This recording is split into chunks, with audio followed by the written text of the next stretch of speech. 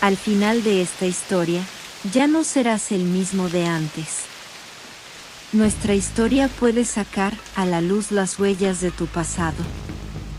Me despertaron los golpes. Venían del cuarto de mi hija. Fuertes. Constantes. Me levanté corriendo y abrí la puerta. Mi hija estaba golpeándose la cabeza contra la pared, con los ojos abiertos. Este testimonio llegó a Caso Miedo a través de un padre. Han pasado casi 20 años desde que ocurrió. Su hija hoy tiene una vida normal. Esto fue lo que él escribió. Me llamo Moisés. Tengo una sola hija mujer. Eso lo digo primero porque es importante para entender todo lo que vino después. Cuando tienes una sola hija, el miedo que sientes por ella no se parece a ningún otro. Y yo ese miedo lo viví de una manera que nunca le desearía a nadie. Vivíamos en un pueblo pequeño en el norte del país. De esos donde casi todos se conocen y donde las noticias viajan más rápido que la gente. Mi hija se llamaba Romina. Tenía 15 años cuando empezó todo. Era una muchacha muy bonita. No lo digo solo porque era su padre. Unas señoras de la iglesia llegaron a la casa un día. Querían proponer a Romina para el concurso de reina de las fiestas patronales. Todo lo organizaba la iglesia para juntar dinero para la parroquia. Yo desde el principio no estuve de acuerdo. No me gustaba la idea de que otros hombres tuvieran fotos de nuestra hija en sus casas. En ese tiempo las fotos se movían de mano en mano por el pueblo. Cualquiera podía quedarse con ellas. Eso me incomodaba. Me daba un mal presentimiento que no sabía explicar bien. Mi esposa me convenció poco a poco. Me dijo que Romina tenía posibilidades reales de ganar. Que de lo recaudado podíamos quedarnos con un porcentaje por el esfuerzo. Y cuando vi a nuestra hija tan emocionada con la idea, empecé a ceder. Para competir había que vender fotos, organizar convivios y rifas. Todo servía para ver quién juntaba más dinero al final. Yo pedí desde el inicio que las fotos fueran sencillas. Que la mostraran haciendo cosas del rancho. Montando a caballo. Cosas así. Cuando vi las fotos de las otras candidatas me di cuenta de que ellas se promocionaban de otra manera. Ropa más llamativa. Algunas hasta trajes de baño. Romina también quería hacerlo así. Lo noté. Pero respetó lo que le pedí, aunque no le gustó del todo. Yo en ese momento creía que la estaba protegiendo. Que cuidarla de esa forma era lo correcto. No entendí hasta mucho después lo que realmente puede hacer la envidia de la gente. Cuando alguien te quiere ver destruido, cualquier cosa puede usarla en tu contra. La primera ronda se hizo en la plaza del pueblo. Se llenó de vendedores, música y gente caminando por todos lados. Cuando anunciaron los números, Romina salió en primer lugar. No era una ventaja muy grande, pero era delantera. Eso nos emocionó mucho. Después de ese primer conteo empezaron los problemas. La gente comenzó a inventar cosas sobre nuestra hija. Que estaba haciendo trampa. Que alguien le estaba regalando el dinero. Que no era una competencia justa así. Mi esposa me pidió que no les prestara atención. Que la gente del pueblo nos conocía. Que eso no nos iba a afectar. Pero yo sí fui a hablar con el padre de una de las otras candidatas. Le pedí que evitara ese tipo de comentarios. Que hablara con su gente. El hombre terminó levantando la voz. Yo no quise hacer un escándalo. No tenía tiempo para eso. Solo le dejé claro que a él tampoco le gustaría que nosotros hiciéramos lo mismo. Me fui. Pero esa conversación me quedó guardada. Cuando ya estábamos en la segunda fase apareció un problema que no esperábamos. Llegó un hombre de la sierra que quería apoyar con dinero a nuestra hija. Un hombre de unos 50 años que no tenía buena fama en los alrededores. No estaba ligado directamente con algo malo. Pero se comentaban cosas de él. Llegó a nuestra casa. Se bajó de su camioneta y nos explicó que podía ayudar. La forma en que lo planteó no me pareció normal. No era común que un desconocido llegara así. Sus palabras sonaban fuera de lugar. Como si al apoyar a nuestra hija esperara algo a cambio. Con todo respeto le respondí que no. Él no se fue del todo. Seguía apareciendo en eventos. Comprando fotos. Comprando boletos a través de otras personas. Eso ya no lo podía evitar. Pero puse más atención en Romina. Ya no la dejaba salir sola. Una comadre nos hizo una sugerencia en esos días. Nos dijo que buscáramos protección con un curandero. Lo dijo con una seriedad que nos dejó pensando. Nos explicó que ese tipo de concursos puede atraer malas energías. Nos habló de que con tantas personas teniendo fotos de nuestra hija eso podía facilitar un daño. Nos contó casos de gente que había terminado muy mal por esas cosas. Todo eso nos fue metiendo miedo. Al final decidimos ir. Solo como prevención. Para quedarnos más tranquilos. El curandero nos entregó unos amuletos envueltos en tela café. Nos hizo unas limpias con ramas. Nos dijo que todo se veía normal. Que no detectaba nada fuera de lugar. Que guardáramos los amuletos y los tuviéramos cerca. Salimos más tranquilos. Pero a los pocos días se supo que habíamos ido. La gente empezó a decir que estábamos usando brujería para ganar. Ahí fue cuando le dije a mi esposa que lo mejor era retirarse. Ella se negó. Me explicó que si nos retirábamos la gente iba a pensar que todo era verdad. Yo seguí sintiendo que habíamos cometido un error al meter a Romina en eso. La veía diferente. Más triste. Con algo en la mirada que me preocupaba. Pero ella insistía en continuar. Quería ganar para demostrar que lo había logrado sola. Romina ganó. Ganó con el apoyo de mucha gente.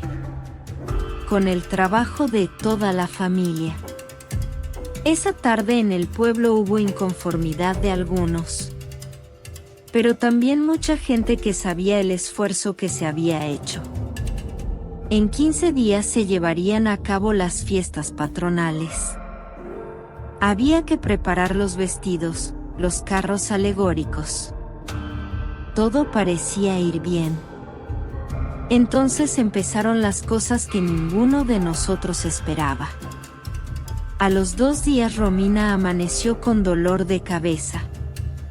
Era algo ligero por la mañana. Conforme avanzó el día el dolor fue aumentando. Le dimos medicamentos. La llevamos al médico. El doctor nos dijo que podía ser por la presión y el estrés. Que los últimos días habían sido muy intensos. Así lo dejamos. Pensamos que era algo pasajero. Pero en los días siguientes empeoró. Romina ya no dormía bien. Nos decía que sentía la cabeza muy pesada. Una noche tocó la puerta de nuestro cuarto llorando. Dijo que ya no aguantaba el dolor, que sentía algo que no podía explicar. El médico le aplicó una inyección para que pudiera dormir. Al día siguiente amaneció peor. Mucha calentura. El cabello pegado a la frente. Escalofríos. Cansancio que no cedía. Seguimos llevándola al médico. Le pusieron vitaminas. Por un momento pareció funcionar. Se veía un poco mejor. Le pedimos que descansara. Mi esposa se ocupó de todo lo demás para que Romina no tuviera que preocuparse. Entonces mi hija empezó a ver cosas. Una tarde estaba acostada en su cuarto. Mi esposa y yo estábamos en la cocina. De repente Romina se levantó muy agitada. Llegó al comedor casi sin poder hablar. Nos tomó de la mano y nos pidió que fuéramos rápido. Nos dijo que había un niño en su cuarto. Lo describió con detalle. Un niño de unos 5 años. Pero su cara no era de niño.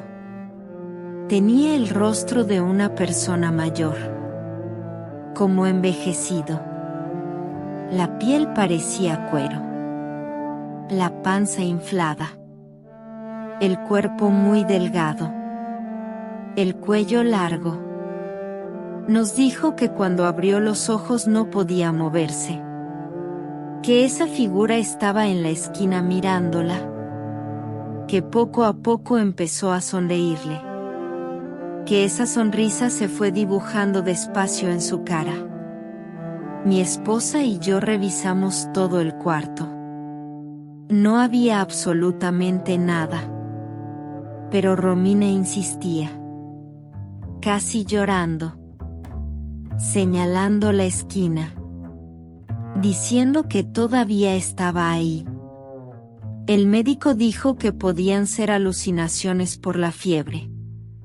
El curandero nos dijo otra cosa. Nos pidió que rociáramos agua bendita en su cama. Nos dio una mezcla para usarla antes de que durmiera. Hicimos todo eso. No funcionó. Las visiones de nuestra hija continuaron. Fueron constantes en los días siguientes. Una tarde estábamos en el patio. Habíamos sacado a Romina para que tomara aire. En el patio teníamos una camioneta vieja que ya no usábamos. Llena de polvo. Parada ahí desde hacía mucho tiempo. De pronto Romina me dijo algo. Me dijo que el niño estaba dentro de la camioneta. Se levantó rápido. Me señaló el espejo del lado del conductor. Me dijo que lo había visto moverse. Que se asomaba por la ventana. Fui de inmediato. Abrí la puerta. No había nada. Solo los asientos viejos y el volante oxidado. Pero ella insistía. Decía que había visto su cabeza. Que la estaba observando desde adentro. Romina empezó a tener ataques de ansiedad muy fuertes. Lloraba. Le temblaban las manos. Decía que esa criatura la seguía por toda la casa. Que a veces asomaba la cabeza desde las esquinas. Que le hacía señas para que se acercara. Era una muchacha de 15 años. Pero en esos momentos parecía una niña pequeña. Tenía un miedo que yo nunca le había visto. Y yo me sentía completamente impotente. Una noche me despertaron los golpes. Venían de su cuarto. Fuertes. Repetidos. Me levanté corriendo. Romina estaba de pie frente a la pared. Se golpeaba la cabeza contra ella con fuerza, como si no sintiera ningún dolor. Tenía los ojos abiertos pero no estaba despierta. Me acerqué rápido y le sujeté los brazos. Intenté separarla de la pared. Me costó trabajo. Más de lo que esperaba. Su cuerpo empujaba hacia adelante como si algo tirara de ella. Mi esposa llegó y me ayudó. Entre los dos la sentamos en la cama. Romina no reaccionaba. Solo miraba hacia el suelo. Movía la boca pero no salían palabras. Le hablé en voz baja. Repetí su nombre muchas veces. Hasta que ya no pude más. Se me salieron las lágrimas. Verla así era demasiado. Esa noche no nos separamos de ella. Mi esposa trajo un rosario que le había dado su abuela. Se lo enredó entre los dedos. Nos quedamos a su lado rezando hasta que amaneció. Al día siguiente la familia se enteró de todo. Y fue entonces cuando nuestra sobrina Isabel decidió hablar. Isabel tenía 23 años. Llevaba años siendo cercana a nuestra hija. A veces se quedaba a dormir en casa. Tenía acceso al cuarto de Romina sin problema. Llegó llorando. Nerviosa. Con la vista hacia abajo. Nos explicó que había tomado ropa de nuestra hija. 3 prendas. Y una dona de cabello. Una prima de una de las candidatas se lo había pedido. La que quedó en segundo lugar. Isabel dijo que no sabía para qué querían esas cosas. Que le habían pagado y ella no preguntó. Mi esposa no aguantó. Le gritó todo lo que tenía guardado. Le dijo que no importaba si sabía o no lo que iban a hacer. Que cualquiera entiende lo que pueden hacer con la ropa de alguien. Isabel tenía 23 años. No podía hacerse la inocente. Sabía el contexto. Sabía lo que se decía de nosotros. Sabía todo. Cuando sus padres intervinieron para defenderla, mi esposa agarró piedras del suelo. Las lanzó para que se fueran. Salieron de la casa. Y hasta el día de hoy no hemos vuelto a hablar con esa parte de la familia. Decidimos buscar a otra persona. El curandero anterior no nos estaba ayudando. Se contradecía. Nos decía verdades a medias. Yo ya no le tenía confianza. Llegamos con una santera de unos 70 años. Vestía completamente de blanco. Iba descalza. Tenía el cabello muy largo y un collar particular que yo nunca había visto.